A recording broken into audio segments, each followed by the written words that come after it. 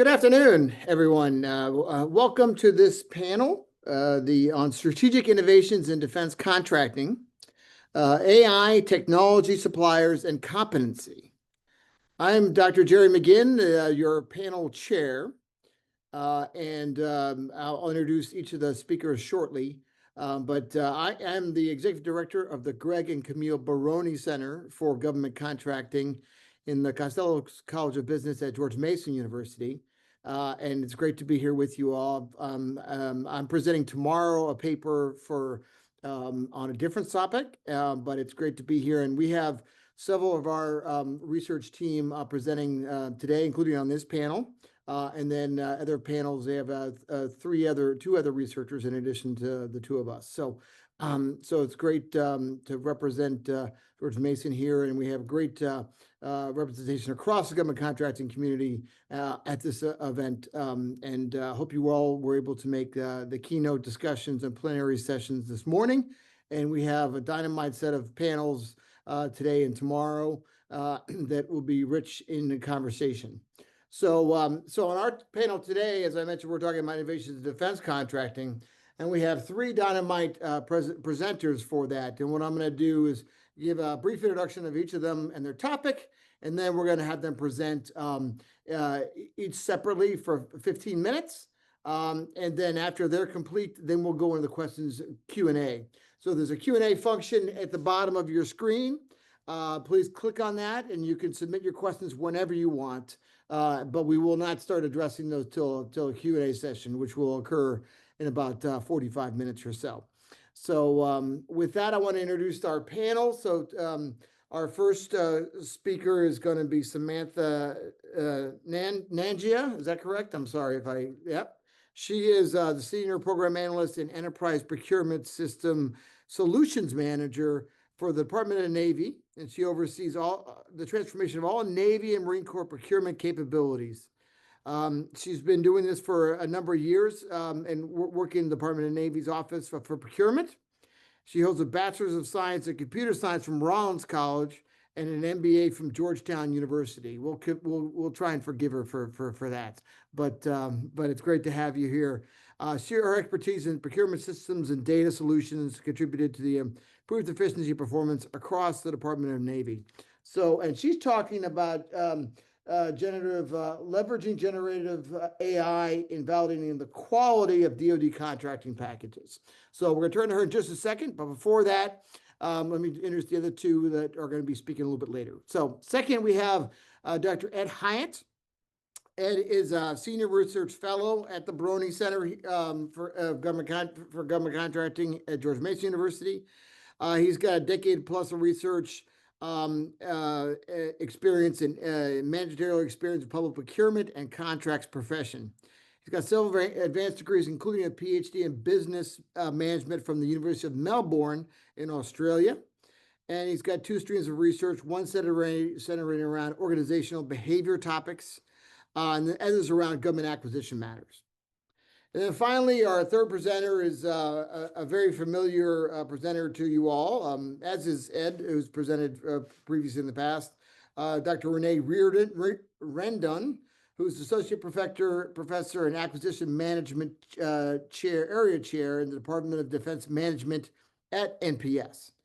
He's retired Air Force contracting officer, and he's been, he's been presented with the Air Force Astounding Officer and Contracting Award, as well as received the NPS Hamming Teaching Excellence Award and the Graduate School of Business and Public Policy Research Excellence Award. So we're great to have this dynamite panel. Renee's going to talk about contract management competency, and Ed's going to talk about Cosmopolitan companies, which I look forward to having a Cosmo and listening to him talk about. But let's turn back to Samantha. And Samantha, so you can talk about how Gen AI is going to help solve all our problems in acquisition. So excited to hear from you, Samantha. All right. Welcome, everybody. We're going to have a little bit of fun today, especially with the generative AI. I've incorporated that into the presentation itself. So we'll get started. So our title is A Bold New Future for Defense Acquisition with AI Enabled. This is our team. I was already introduced, and as mentioned, I am the lead for the enterprise procurement system here at the Navy, which is going to replace all of our legacy contract writing capabilities into one enterprise solution, modern technology, and end-to-end digital workflow. In light of that, it's going to allow us to incorporate things like AI very rapidly now that we are on a modern digital platform, open modular capability with lots of integration and API. So very exciting future. Tom Wardwell also helped with the research, and he is the acquisition functional area manager. So he is in charge of the entire portfolio of all acquisition systems end to end, including procurement. And Randall Mora is the CEO of Avum Incorporated, and he's the lead researcher at that company and a solution architect. He's also the lead for the enterprise procurement system. And so he is kind of our technical partner as we're going through this journey for digital transformation. All right, so I used Meta and had a conversation in order to build some of the slides today. As you all know, Meta is also a generative AI capability, and you can use it to generate images or text, in this case, images. And so I had a bit of a conversation with Meta. I wanted to understand what an 1102 at the Navy might look like buying a submarine. I'd say, if anybody knows, my boss is Mr. Steve Nickel. This 1102 looks a lot like Mr. Steve Nickel, so it was very interesting that that was what Meta came back with. But he looks very calm, doesn't he? So with complex regulations, mountains of paperwork, and constant struggle to ensure every contract is airtight and compliant, that's the daily reality of an acquisition workforce member. But he's looking pretty calm considering everything that he has to consider into a contract and making sure that it's in compliance with all regulations. So let's see what might happen if I continue my dialogue with Meta and ask him to make him a little more flustered. On the next slide. Oh yes, so the mountains of paperwork are building up. He's looking a little more frazzled. Meta did a good job of furrowing his brow and giving us more frustration. So I said, okay, but I need a little more frustration. And so on the next slide, we'll see, oh wow, now all of the guidance and regulations, the FAR, the DFARs, the NMCARs are floating overhead. The 1102 is getting very frustrated to try to understand if he's in compliance with every single piece of those regulations as he's going forward. And finally, the ultimate frazzled 1102, here she is in all of the glory of trying to figure out how to sort this all out without technology. So thank you, Meta. On the next slide, I talked to Meta about if he felt as though, or she, if the capability felt as though it could write contracts for me in compliance with law and regulation. And I did like the answer, because the answer said, yes, I can provide guidance on the contract structure and content, but I need a certified professional for contracts and complex acquisitions, especially for things like naval assets, are going to require that expertise. And then I said, well, so how might you best help me if I did want to look to help incorporate Meta into my day-to-day life here at the Navy in procurement? And here the guidance was she can research specific regulations, laws, and policies, provide guidance, help with identifying potential issues or areas for review, and offer suggestions. But again, emphasizing that you need qualified professionals and expertise that are certified in this area to really understand. So this, again, as I'm sure you guys have heard, is the human in the loop. We can never really take out that contracting professional from this process. And that's the real home run, is you have to understand that we constantly are going to need to have professionals in these technologies. So how does generative AI work? I think a lot of people are pretty familiar with it, but I, on the next slide, have a diagram that's helping understand that you bring in inputs into a foundational model of text, images, speech, structured data, 3D signals, all of this information that the model can feed. And just like our brains work to process everything around us and then make references and inferences and connections between those things, so does the foundational model. And what you can then do with that model, once it's collected all of this information is ask questions, extract information. As you saw, we can generate and caption images. We can find object recognition, and it can do that for contract documentation, regulations, and it does a pretty good job, and that's what our research got into. So on the next slide, you'll see, here she is, the frazzled 1102. We are incorporating so much information into each of our buys in order to make sure that we are incorporating everything that's required from policy, regulation, statute, and just good business knowledge and understanding of how to get to that best deal. So what the AI allows is for a compilation of all of that, where our brains could never remember everything in the FAR and the DFARs. For years, I had these texts on my desk just to understand how I'm going to build the business logic into the systems that I support. And it takes hours, days, weeks, honestly, years to really understand everything that's needed to know. So we have NIPR GPT, which the Air Force has as a large language model that's available. And we use that with Gemini 1.5 Pro to ask questions. How might I provide a document and get assessed for regulatory compliance? And here were some of those initial answers that the NIPR GPT was able to provide with no additional context. I didn't feed it any other information other than a document and asked, is this in compliance with the regulations? And it provided me some general guidance of how I would determine if that was the case. Pretty generic. So moving on to the next slide, you'll see in our specific use case, here at DASN Procurement, we evaluate acquisition packages that come in for routing up to RDA for approval. Those include, for instance, justification and approvals and ISTRAPs. And we use those documents to take a look, including,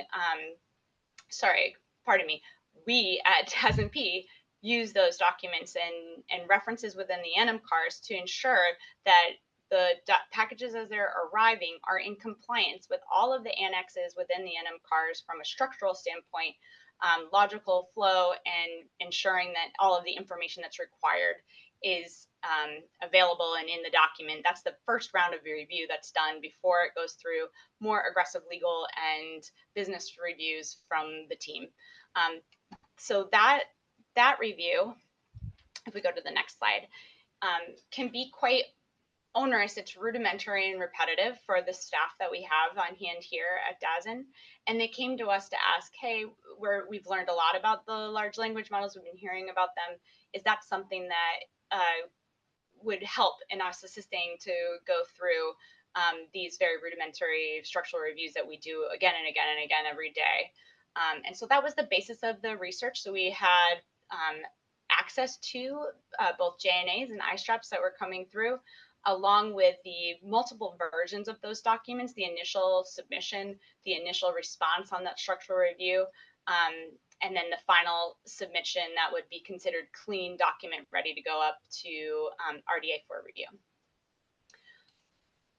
So on the next slide, you'll see the results of our research exceeded our expectation. We initially provided the model with the first submissions of the field and asked it to do the annex review, and the model noted some of the same discrepancies that our human reviewers found. Almost 85% of the time they found the same discrepancies, especially for those initial rudimentary reviews.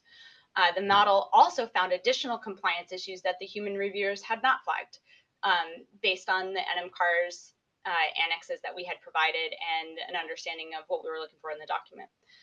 The model presented specific recommendations and strengths for the document from a logical argument standpoint as well. So it helped us understand how you would strengthen the logical arguments that the submitter was making. Next, we powered up the model with RAG. So retrieval augmented generation allows us to feed the model specific knowledge base and relevant documents. So again, as I mentioned, we provided the specific review items that were being looked at and the comments that our reviewers made specifically. And as we stepped through, you'll see on the next slide that improved the rate of compliance with our specific reviewers' feedback by tenfold. So that created more consistent review results that matched the comments that were being provided by the DAS and staff themselves much more. A much higher percentage of the time. That said, it never got to 100% replication of the human review. As we mentioned before, you do need that human in the loop. It got much closer, but not at 100%. But the RAG did help by feeding it our specific context and information. So the next step within the research, so that research was all done directly with NIPR GPT and the iterations, and we were able to feed it rudimentary RAG models. It allowed up to 30 documents. So we were looking to see how would we scale this so that we would be able to incorporate it into our enterprise platform. And so the next thing that we did was we looked at how can we programmatically build this out, automating the document reviews, modeling the grades and compliance with each of the NMCARS regulations. So on the next slide, you'll see our procedure was to provide the large language model with the contracts and NMCARS regulations, prompt the LLM to output grades for point-by-point compliance with those regulations, and then finally summarize the outpoints into a human readable format that would allow us to present that to a user. The next concept that was incorporated was chain of thought prompting. An easy way to understand this, you can see on the right, if you were to ask a large language model to a basic math problem, this one is if a library had 30 shelves with 20 books on each shelf, somebody added 10 more books to each shelf, how many books would it have? It said 600. As you guys can see with your own logical minds, that's an incorrect answer.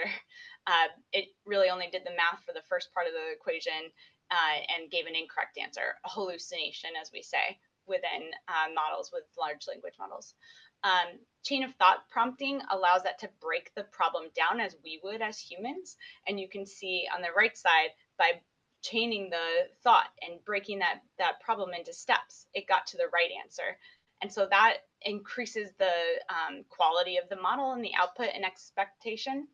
And then next, we used a probabilistic model to understand hallucination detecting. So the large language model automated programmatic interface was looking to score each of the documents against the regulations. And we wanted to understand, well, how much can we rely on that answer? What's the quality of that? And by using a probabilistic model, we were able to decide and determine the quality of the output and the detection by the model. So you can see on the next slide, these are the types of documents that were fed in. Here were the associated gradings of those documents in terms of the quality output. So an A would be top grade. That statement of need was a great document. Down to an F. The lowest that graded here was a C, which was the cost effectiveness of buying data. You can see on the right, if you're graded an A, what is the certainty based on the probabilistic model of that grading? So for instance, if we look at 1.4 funding identification, even though it was graded with an A as high quality in compliance, the certainty of that with a probabilistic model is only 14%. And so we can start to weed those out and try to refine off of that to get to a higher certainty, reducing the hallucinations in the output so that we can feel as though the grading is more reliable as we go forward. And we'll continue to incorporate that as we move along. So overall, our findings were that large language models can 100% be used to supplement the reviews performed here at DAS and Procurement in terms of NMCARS compliance and overall FAR and DFARS compliance, especially the rudimentary structural reviews that we were using within our use case.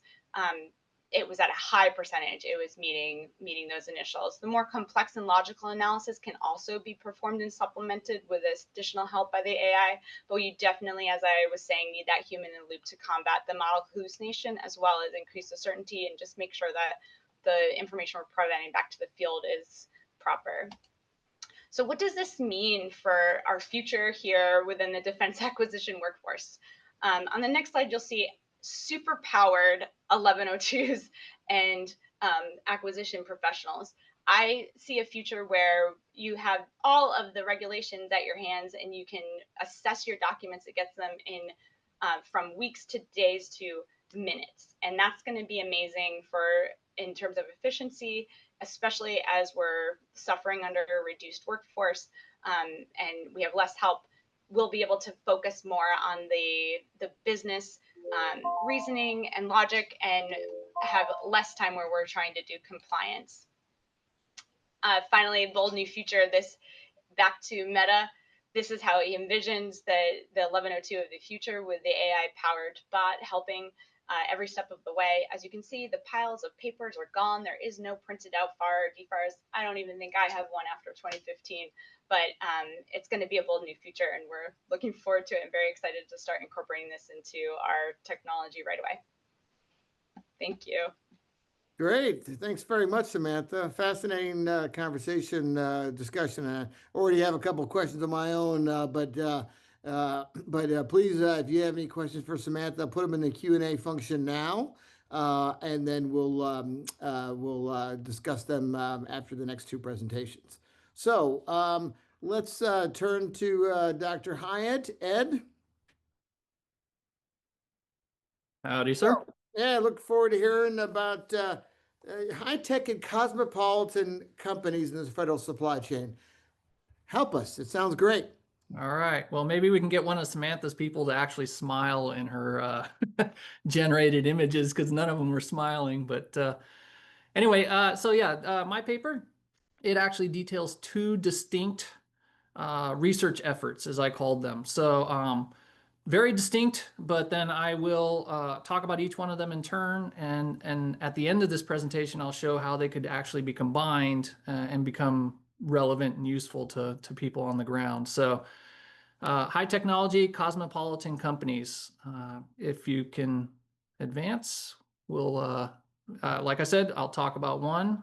First, the concept of high technology and how it applies to industries. And then I'll talk about companies, which is that I called cosmopolitan, which is a new term, right? So high technology is very familiar to all of us. Cosmopolitan, less so, because it's being introduced here. So for the first effort, the first concept that I'm going to talk about here is the concept of high technology. And this is highly related to that broader concern that we're all very familiar with, which is innovation, right?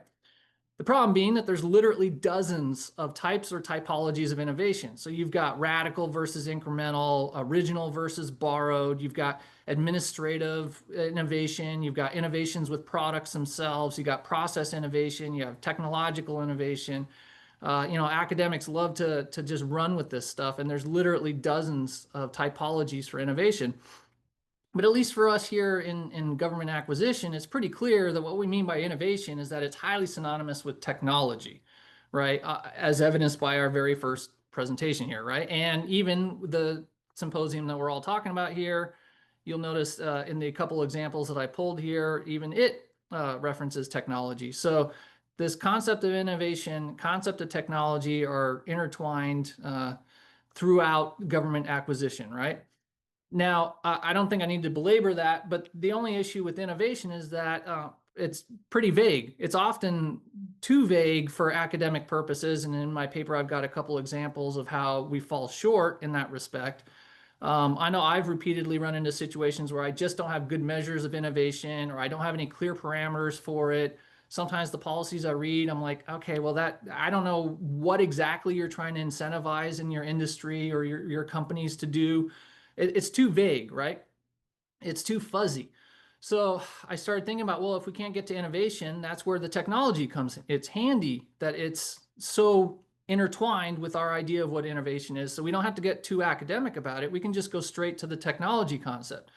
So as you can see on the next slide, I started thinking, well, somebody else smarter than me must have already engaged in this. And indeed, the smart folks over at the U.S. Bureau of Labor Statistics have dealt with this issue. So they came up with a methodology for measuring and defining industries, which are themselves categorized along the NAICS codes, as either high technology or not, based on the proportion of employment of STEM jobs in that industry. So basically, if an industry has a higher proportion of STEM jobs than is the, say, national average, then it could be declared a high technology and i.e. innovative industry, right?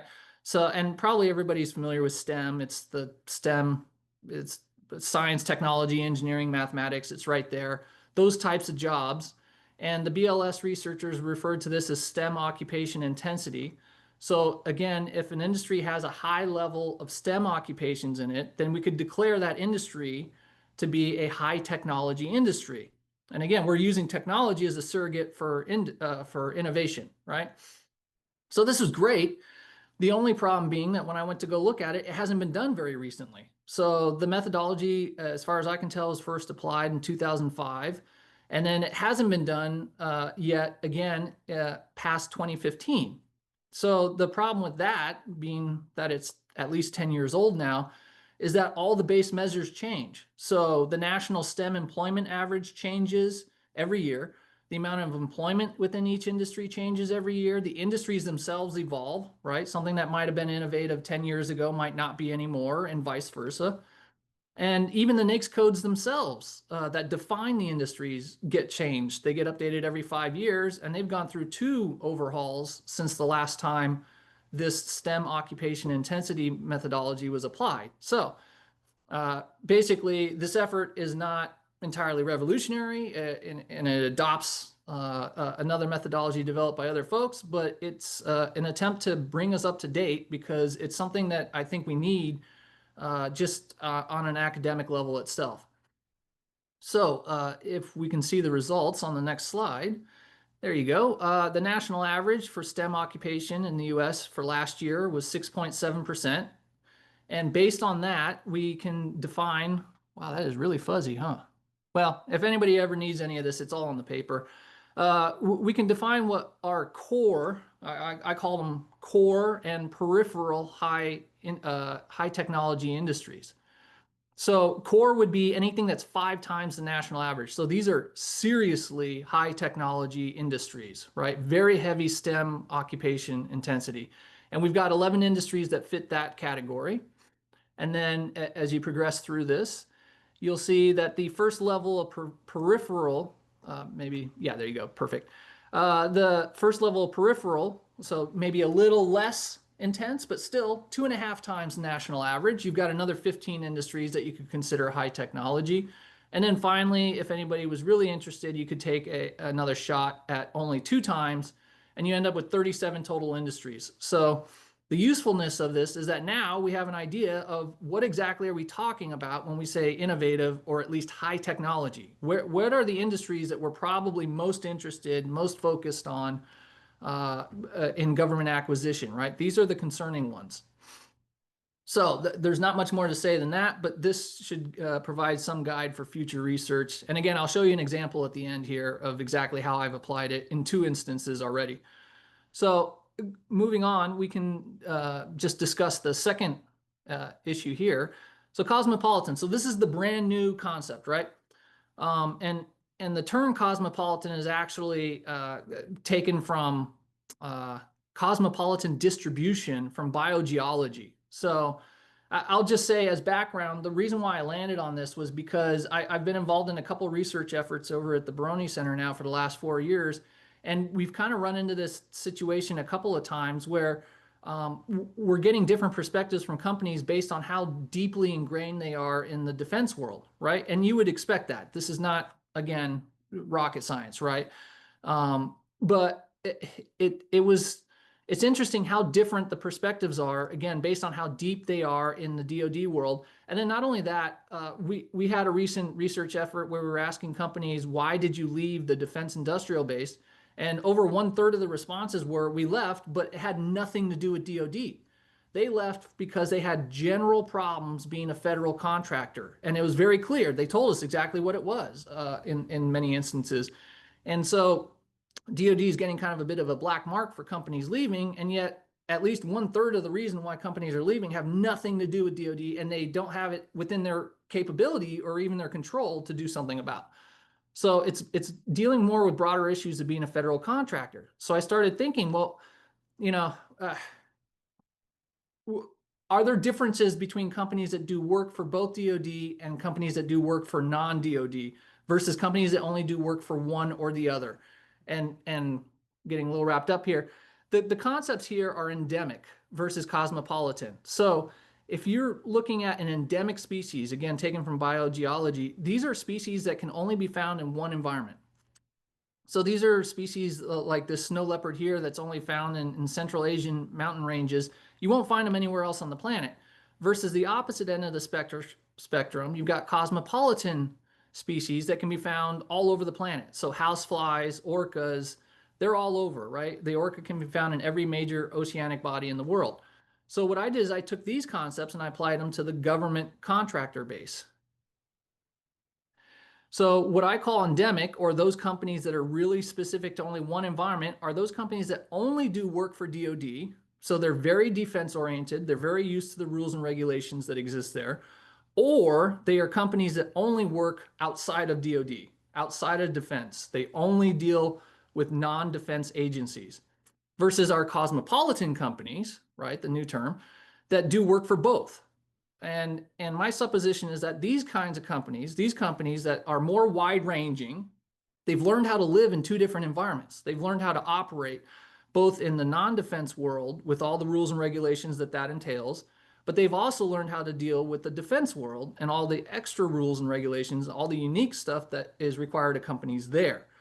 So my basic exploration, this is highly exploratory at this point, it's very early on, was just to see, is there anything even interesting about this idea, or is this just kind of like a neat, academic brain fart? So as you can see on the next slide, just our initial observations, at least, are that we have some interesting characteristics for these companies that have managed to survive in multiple environments, right? The cosmopolitan companies. So in this instance, they're only 16% of the entire contractor base since 2001, but they account for 60% of the total obligations. So they obviously have a very outsized influence on what's going on across the federal contracting spectrum, right? Not only that, they also appear to do quite a lot more R&D work as compared to companies that only do work for defense or only do work for non-defense agencies. So there's something interesting to be said about these companies. There is something unique, and they've got statistical differences all across the board as well. Company type, age of company, everything I've looked into so far, they're very distinctive. So why is that important? Because again, they might have some very clear insights about what it is to be a defense contractor and how that compares to the federal contracting sector as a whole. So I'll show you a couple examples here in closing. So one example of applying both research efforts, in fact, is this sample report that I produced, where I said to myself, well, if I'm a contracting officer, I would be interested in having a list of companies that already have federal contracting experience, but maybe they haven't touched defense work yet.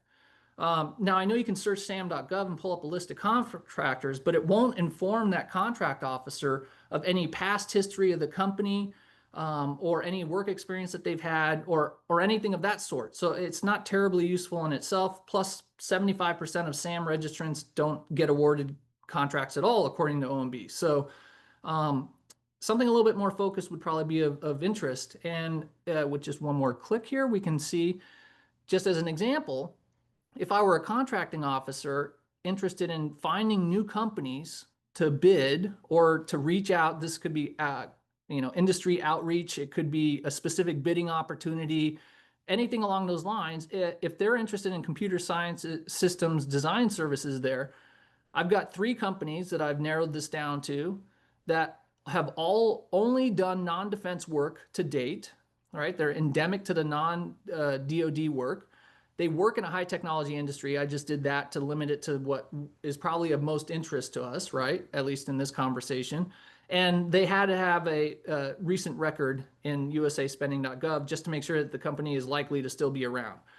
So in this instance, you can see that as a contracting officer, I might want to contact all 3 of these companies, but especially that first company looks more appealing just based on the amount of money that they've earned in recent years.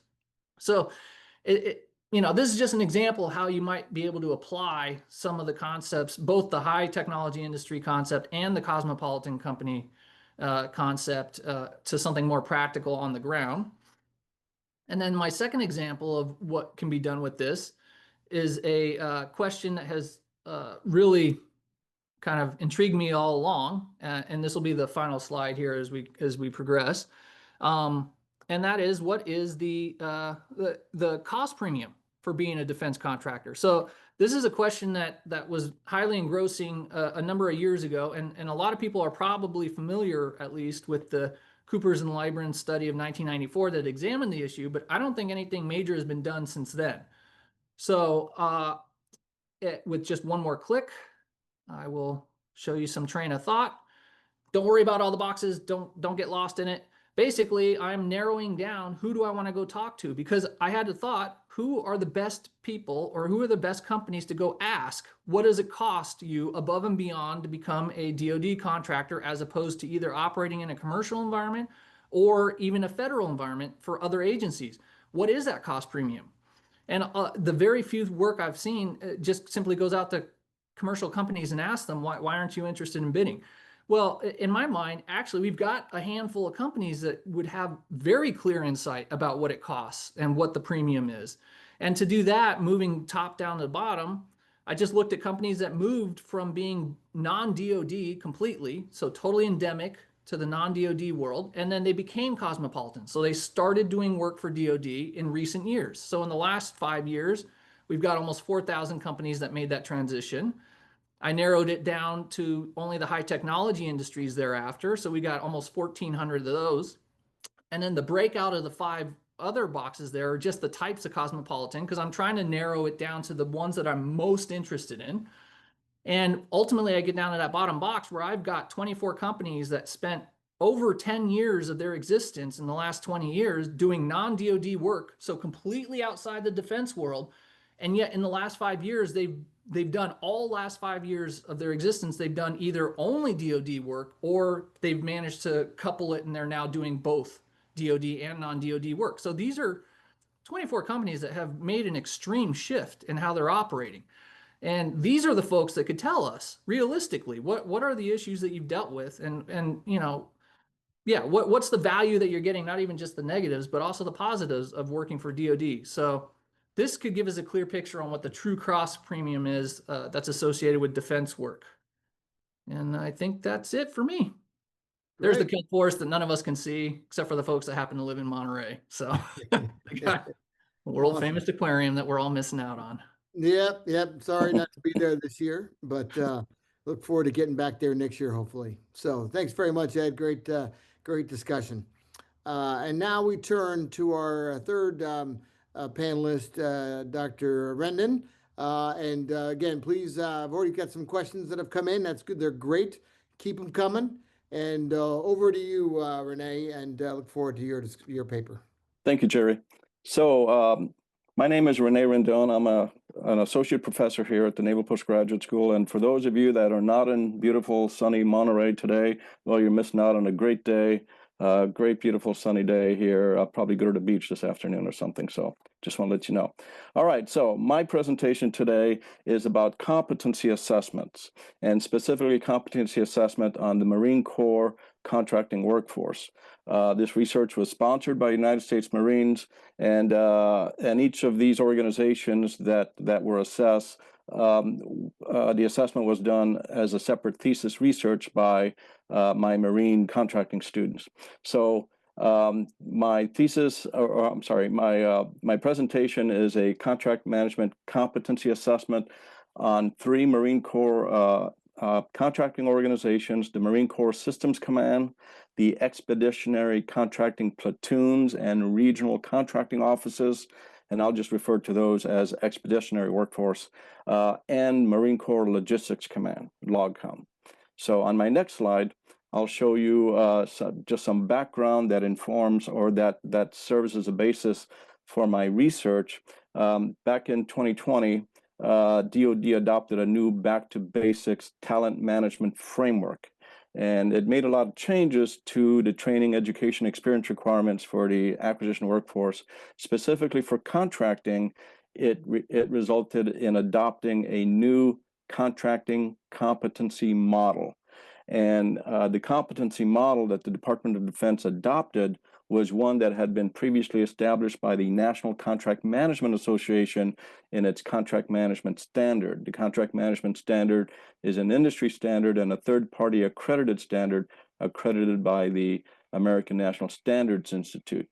So this new competency model that is being used by the DoD has been in place for a couple of years, and I don't believe anybody outside of NPS students or myself have done any competency assessments using this new competency model.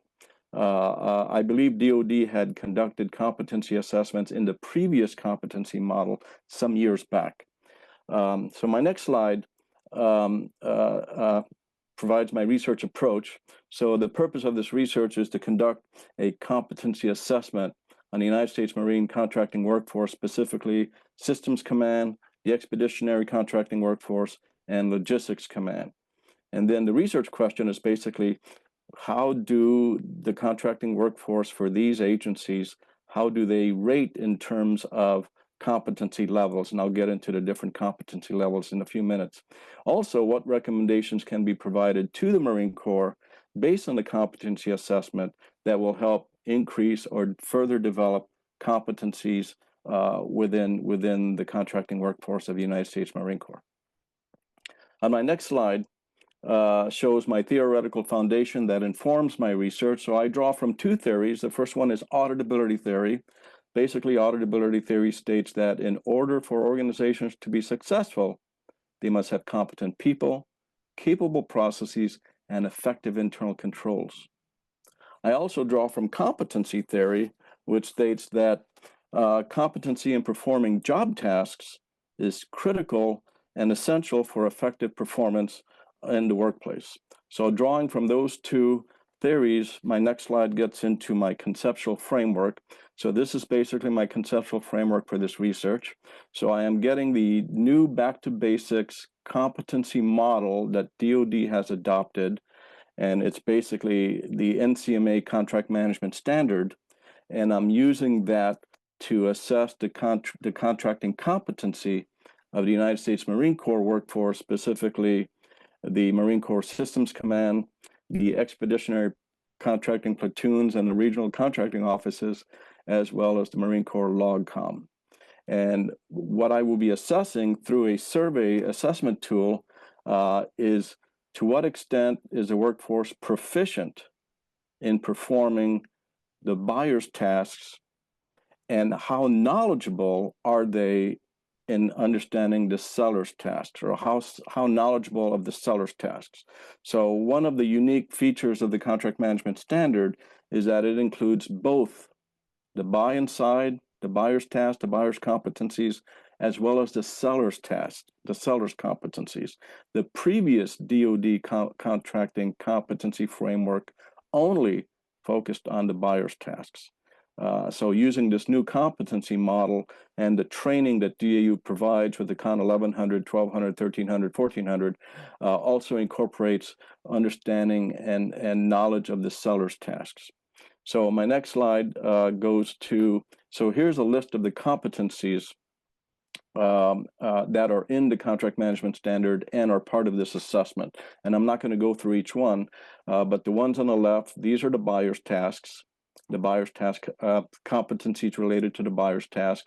And once again, the assessment is in how proficient is the workforce in performing those tasks. And the column on the right, those are the seller's competencies, starting with plan sales and prepare offers, everything the sellers do as an offerer prior to contract award, and everything that the seller does as a contractor post-award.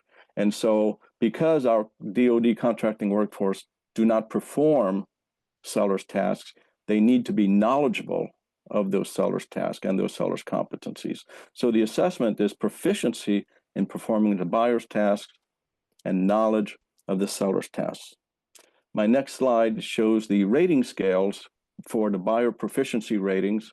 And you can see that the ratings range from, and I got to take my glasses off for this, aware, thank you, aware all the way to expert. So these are the buyer proficiency ratings. And then the next slide is the seller knowledge ratings. And these ratings range from none to advanced. So as we get into the next slide, I now get into my first organization. This is the Marine Corps Systems Command, Marine Corps Systems Command. So looking at the demographics here, we see a highly trained and experienced organization. Out of the 51 respondents or 52 respondents that responded to the instrument, the survey instrument, 41 of them were level 3 certified under the legacy DAWIA system. In addition to that, 21 of them were warranted as were identified as warranted contracting officers. So my next slide goes into the results of the assessment on the buyer proficiency. And we see for the buyer competencies, the ranges, the proficiency range levels range between intermediate and advanced. The highest rated competency was request offer, as we see there circled, and then the lowest rated competency was manage subcontracts. So remember request offer and manage subcontracts, because I think we're going to see them later on in some of the other organizations. My next slide is an assessment of the seller knowledge competency. So knowledge of the seller competencies. We see these ratings are lower than the buyer competencies. In fact, the seller competency ratings range between aware and basic. The highest competency rated was plan negotiations, and the lowest one was manage disagreement. Okay, so my next slide is on the ECPs, the expeditionary contracting platoons and the regional contracting offices. So we see here a less trained and experienced organization. Out of the 41 survey respondents, 19 were identified as either level 1 or below, which means no certification, no DAWIA certification. And then, however, 22 of those 41 identify themselves as warranted PCOs. So my next slide looks at the buyer competencies, and the buyer competencies here range between basic and intermediate. So these are lower ratings than what we saw from the previous organization. The highest rated competency was request offer, and the lowest rated competency was manage disagreement. My next slide shows the seller competencies, and we see even lower, the ratings range between aware and basic, with the highest rated competency plan negotiations and the lowest manage disagreements. My next slide gets into the demographics of my third and final organization, which is Marine Corps Logistics Command. This is more of a mid-level organization in terms of training and experience. So out of the 15 respondents that took the survey, 10 of them were back to basic certified. And then 6 of those 15 identified as warranted PCOs. And looking at the next slide, we see the buyer competency ratings, and all of these ratings are within the intermediate range. So they're all very consistent in terms of the ratings. The highest rated competency was request offer, and the lowest one was manage disagreement. On the seller side, for Logistics Command, we see even lower the range aware to basic for the competencies, and the highest rated competent was contract closeout, which is kind of interesting, and the lowest one is manage subcontracts. So my next slide just gets into a summary of the findings, focusing first on the buyer competencies. So obviously the proficiency levels for the buyer competencies are higher than the knowledge levels for the seller competencies. This would make sense, or I think one of the reasons would be because in the past, DAU or the training has only focused on the buyer competencies and not the seller competencies. It's only been a couple of years since the contract management standard was adopted by DoD. And this is, I believe, maybe the first time the contracting workforce may be receiving training on the seller side of contract management, on the planned sales and the prepare offers and so forth. In addition to that finding, most of the buyer competencies are at the intermediate level. Marine Corps Systems Command did have a couple of competencies at the advanced level, and the ECP RCO organization had some competencies at the lower level, the basic level. Across all three organizations, the request offer was the highest competency area, whereas managed disagreement consistently was the lowest buyer competency. And then finally, for Systems Command and the Expeditionary Organization, the pre-award buyer competencies seem to be higher than the award or the post-award, meaning that the competency ratings were higher in the pre-award phase activities or processes, and then declined during award and post-award. And then for the LOGCOM, there was more of a consistent pattern of competency level throughout all the contracting life cycle phases. Next slide. So these are the findings for the seller competencies. Once again, the knowledge levels for the seller competencies are lower than the proficiency levels for the buyer competencies. All of the seller competencies were at either the aware or basic level. Plan negotiations was the highest rated seller competency for Systems Command and the Expeditionary workforce, while contract closeout was the highest competency for Logistics Command. Managed disagreement was the lowest seller competency for Systems Command and the Expeditionary workforce, while managed subcontracts was the lowest seller competency for Logistics Command.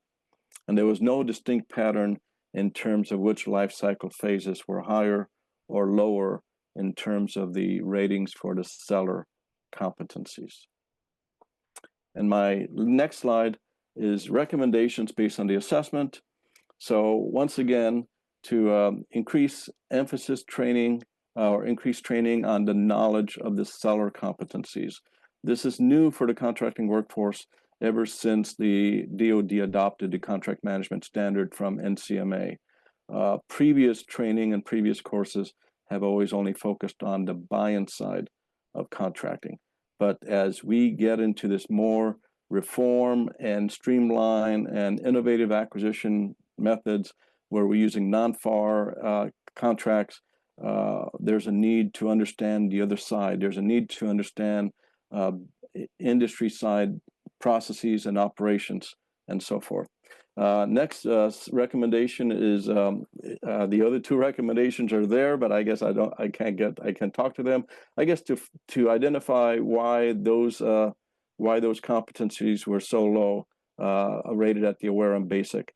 As I mentioned before, this research was done by my thesis students. I want to do a shout out to Matthew Butte and Spencer Hayashi and Alex Finanstiel and Brad Hoover, who did the assessments as part of their thesis. Their theses are identified or located in the ARP website. Thank you.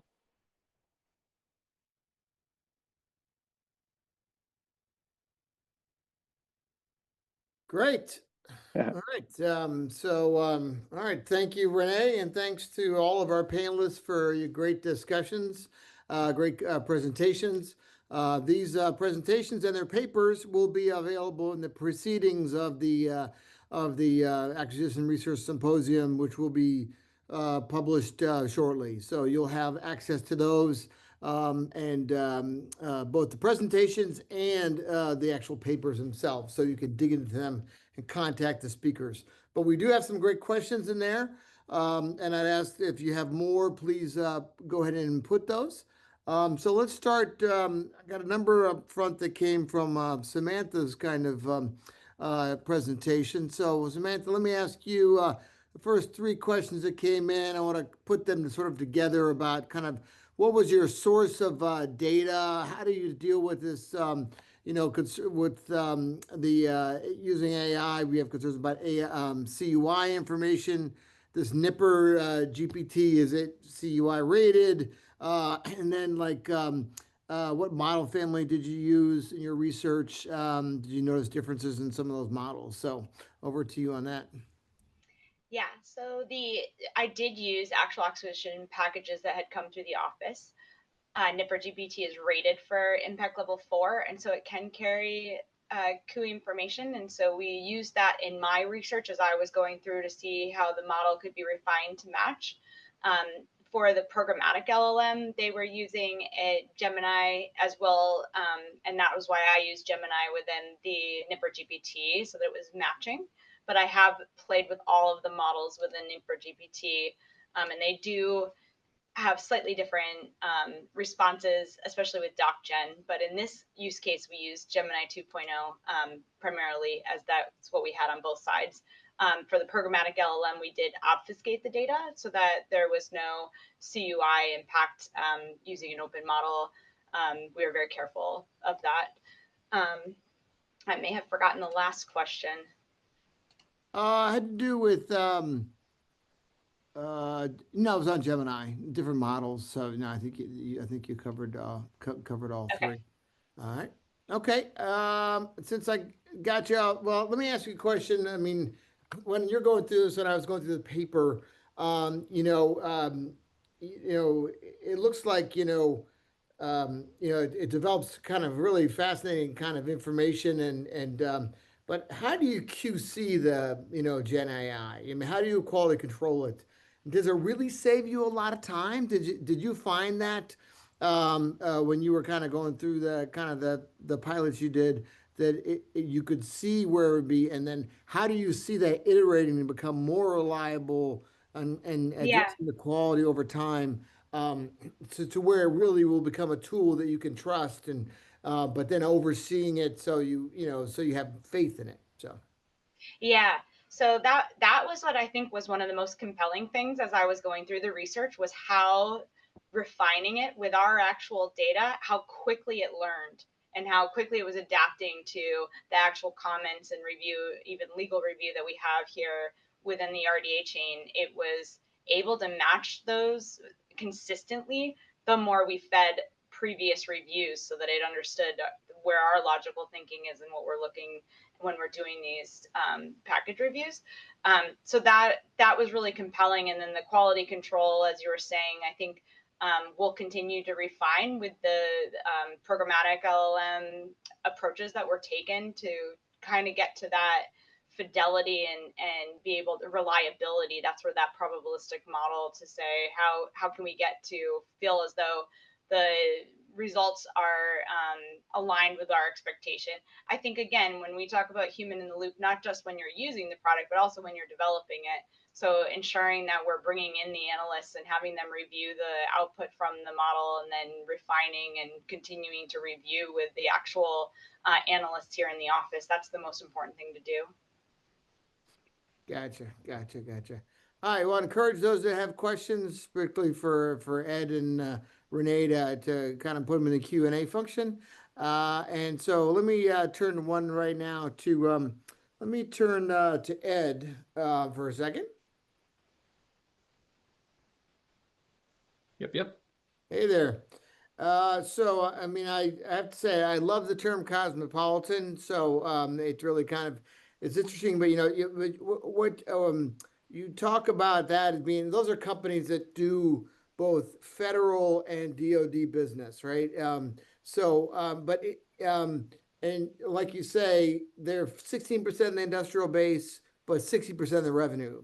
So essentially, those companies are going to be. But you said they were also smalls majority, right? And then some of the big. I mean, I would think like it would be a lot of the, it would be a lot of the folks, the top 25, Lockheed Martin, SAIC, those kind of companies, and so on. So, I mean, can you talk a bit about who are those companies? Well, yeah, I have not rerun the results by taking out select companies, and that is something that I want to do, because you're absolutely right, because we know that the bulk or at least a very large chunk of obligations in DoD go to, 5, 6 companies, right? Top 20 companies. So I want to make sure that these results still hold once, if I just selectively take those out of the picture, because I don't want the outweighed influence of 5 companies within the defense world to also outweigh the overall results for the entire federal government. So it's a good point, and it's something that I have yet to do. I suspect, though, that given just the numbers of companies, a lot of them are smalls, and the overall obligations for the entire federal government, it's going to budge the numbers somewhat to take those companies out, but it's not going to change the picture that radically. I think we're still going to end up with the same result. The numbers are going to probably shift. They'll undoubtedly shift, but how much? I don't think enough to warrant saying that, oh, there isn't still something unique about the majority of these companies that seem to do work for both defense and non-defense. Mm-hmm. Okay. How do you see? I like your your approach on sort of the high tech, kind of trying to put some more precision around innovation and high tech. How do you see that being applicable kind of for kind of research going forward? It's some of the what can you do with some of the ideas you're developing here? Yeah, well, it's funny because I've run through, we've done work. We've got a forthcoming index, right, from the Baroni Center, and one of the things that we had kind of initially grappled with is can we look to see how the expenditure levels, what the contractor levels look like of innovative industries versus non-innovative industries, like those segments of the defense industrial base versus the other segments. Like, let's see what's going on. If we're losing contractors that supply pencils and pens at a higher rate, then maybe that's not as much of a concern. But if we're losing companies' interest to work for DoD in these high technology sectors that we've all acknowledged are critical, that's a much bigger problem, right? But you got to start with the idea of like, well, which ones of these are our innovative companies, or which one, at least at the industry level, which ones are we considering innovative, right? And if you look across departments within DoD, there's some consensus, but there's also a lot of divergence in terms of opinion of, well, what are the critical sectors that we need to be looking at, right? So from a policy perspective, I think we need to get a little bit more certainty about what we mean when we're talking innovation and what our focus is and where the problem areas are, or where we even want to look, right? And then you get into, well, how are we going to incentivize this? Like, what are we incentivizing? Product innovation, or are we incentivizing companies that implement process improvements? Is that enough innovation for us? Food production is probably not something that you would immediately think of as an innovative industry. And yet, if you start dealing with companies that are building vertical hydroponic internal farms, with unique abilities to grow food in the middle of a city, like, isn't that not innovation? Like, that's innovative, but that's food manufacturing, right? Like, that's not the first thing you would think of when you think innovation. Right. And then from an academic point of view as well, I think I gave an example, calling out some colleagues that have presented work here at ARP before. They ran into issues of dealing with new entrants and looking at the question of whether or not new entrants were coming into the defense industrial base, whether or not they were rightfully considered innovative or not, and whether or not cyber programs were working as a good method for pulling in innovation, or whether or not those like the cyber program itself, whether or not that was falling short. And yet they ran into the exact same roadblock because they had to consider, well, these companies, we have a list of companies that have gotten cyber grants and, they're there, but how innovative are they? How innovative are they? And their best bet that they were able to tackle this is they simply looked at NAICS, rather PSCs, the product or service codes, and they selectively removed PSCs that they knew were not innovative. So they picked out some basic manufacturing and all that. But that's a very crude way to look at the picture. That's not like saying that's innovation. That was more like saying, well, we know that this is not innovation. So we can say that not a lot of the new companies are innovative, but it's not a very convincing argument on the whole. But it's also the best they could do because we didn't have a list of innovation centric or high technology industries. So now we've got them, right? So now we could even go back to that kind of research and look and see. We don't have to guess whether or not we should call these things innovative companies or, innovative sectors that we don't need to guess. Like there's the list, there's the rationale, and some of them might even be only what we would consider, again, as I called it, peripheral. One of the previous works I'd relied on also did this. They broke it out between core and peripheral innovation. So we can even look at gradation of it. Like here are the actual core innovative industries that we should be concerned about, but then here's some peripheral ones too that are at least double the national average for employment, for STEM employment. So Great. Hope that wasn't too long-winded. No, it was great. It was great. All right, super. All right, let me go to Renee. All right, Renee, so a couple questions for you that have come in for you. So one is sort of how does the CON 3900 competency tests, which assesses the contracting proficiency of acquisition, supports the WIA certification, fit in your model of workforce development? And the second one is really on this whole idea of the seller competencies. What would be most beneficial to focus on first if training is to be phased in over increments? In other words, what life cycle phase would be immediately to focus on? Pre-award, post-award, and the like. So thank you. Yeah. So let me tackle the second question first. So which life cycle phase on the seller side would be the primary emphasis for training?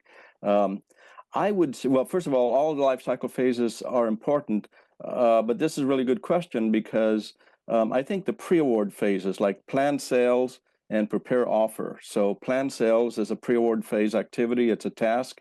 And this is where industry, determines whether they want to bid or not bid. So this is the bid, no bid decision. And then prepare offer is when the sellers, when they decide to bid, they have to start developing their proposal. So the pre-award phase, those two tasks, I think, are really important for the buy-in community, the DoD contracting workforce, to be knowledgeable about, because this is when, this is how we should be taking that input, that knowledge, when we develop our acquisition strategy, when we develop our acquisition approach, when we conduct our market research, when we develop our source selection strategy, when we develop our CLIN structure. So knowing how industry addresses whether to bid or not to bid, the planned sales, the bid, no bid decision, and how they structure their proposal would be very valuable knowledge, should be very valuable knowledge for the DoD contracting workforce. Because if I'm a contracting officer and I'm issuing an RFP that has a CLIN, that's LPTA with a CLIN structure with firm fixed price CLINs, I should know how industry is going to respond in their proposal. I should know, but a lot of times we don't know because we don't do sufficient market research, or we're not knowledgeable of those industry processes. One of the best courses I took was a course on proposal development, how contractors develop proposals. And I remember people saying, why are you taking a proposal development course? We don't develop proposals in government contracting. I said, no, we develop requests for proposals, but we need to know what the other side is doing when they respond to our RFP with our source selection strategy, LPTA, HTRO, trade-off, or whether we are using fixed price CLINs or cost reimbursement CLINs. So the pre-award phase and specifically planned sales and prepare offer, I think, would be my primary competencies to start developing on the contracting side, knowledge of those activities. For the first question on CON 39. Before you go to that, Renee, if I could push on this a little bit. So from your analysis, this is an area, understanding the sellers, understanding the vendors. It's definitely a growth area for training and education across the acquisition workforce. Has that improved? Has that just not been a focus prior? Or is it starting to be? Or is it where are we on the continuum on that? Because I think overwhelmingly you're focusing on doing the acquisition tradecraft, but how the seller, the vendors fit in, is that where are we in that journey? Yeah, there was a RAND report that came out in 2019, and the focus of the RAND report was identifying the gaps in business acumen and knowledge of industry processes and industry operations, and business acumen. And one of the things I got out of that RAND report was that the defense acquisition workforce do not know a lot about industry operations or industry processes. They don't have a lot of business acumen. What makes it worse is in the last Back to Basics implementation, DoD removed the requirement for 24 hours of business courses in a college and a college degree for the 1102 and military equivalent workforce. So not only are we not getting the 24 hours in business, we're not requiring that anymore. It's only a business degree, or I'm sorry, only a college degree. But we're in an environment where we need to know more about what industry is doing. When we're using OTAs and PIAs and TIAs and CSOs, we need to know more of how industry operates. And this is knowledge not coming from the FAR, but it's coming from the principles of contract management and the bodies of knowledge of contract management and the contract management standards. So I think we're still in the infancy stages, or the crawling stage of understanding how industry operates and industry processes, and we need the business acumen to get us there. I don't believe it was a focus before, simply because the previous DoD competency model did not include the seller side. The NCMA contract management standard was the first one to have a competency model that includes the selling side of contract management. Okay. And then, so going back to the first question, I believe it had to do with Con 3900, which is the exam that the certification exam that the contracting workforce has to do. How does that fit into this assessment? I think my assessment and the 3900 exam are just two opportunities, two ways of assessing whether the workforce has mastered those competencies. My assessment is a self-assessment where the participant uses a Likert scale and says, I'm expert, or I'm intermediate, or I have basic proficiency. It would be interesting to see how the exam scores on Con 3900 compare with my assessment findings, to see if there's any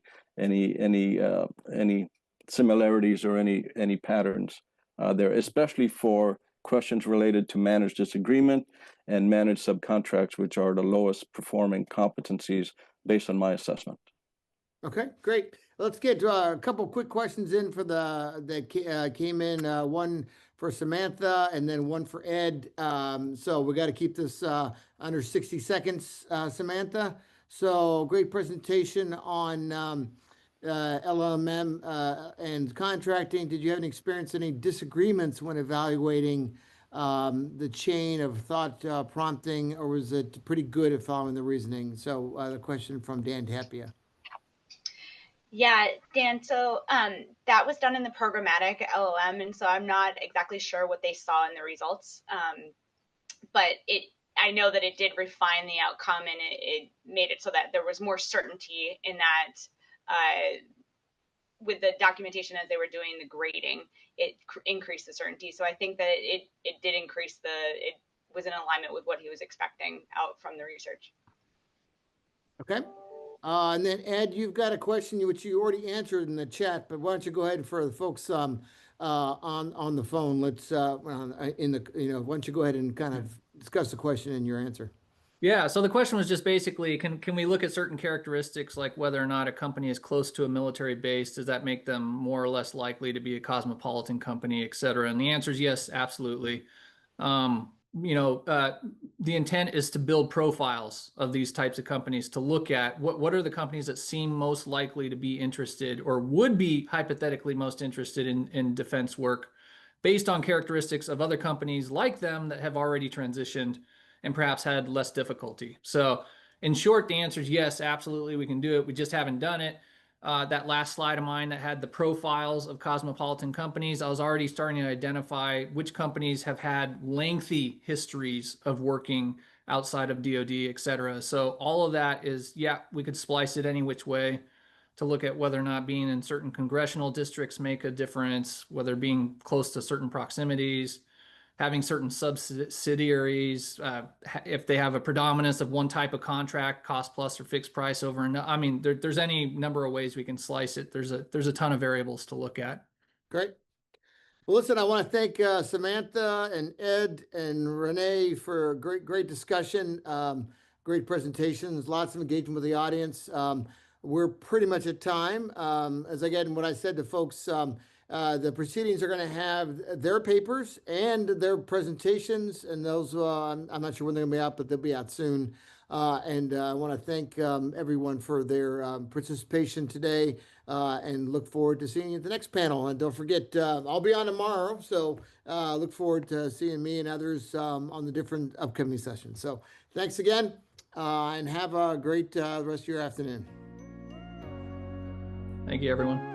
Thank you, everyone.